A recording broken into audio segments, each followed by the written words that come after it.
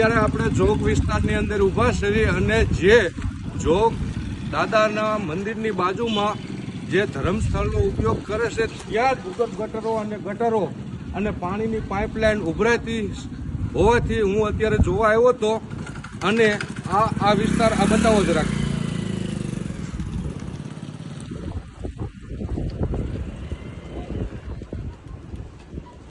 આવી જ રીતે આખા ગામની પરિસ્થિતિ છે અને મોટી મોટી વાતો કરે છે કે અમદાવાદ, સુરત અને રાજકોટને જેવી મળે એવી સુવિધા મળે છે.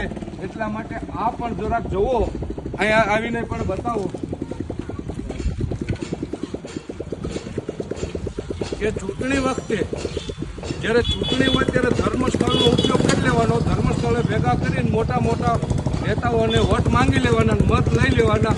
બાકી ગામની જનતા હેરાન થતી હોય છે એ બધે અમારા લોકલ નેતાઓ જોતા નથી. જય હિન્દ, જય ભારત.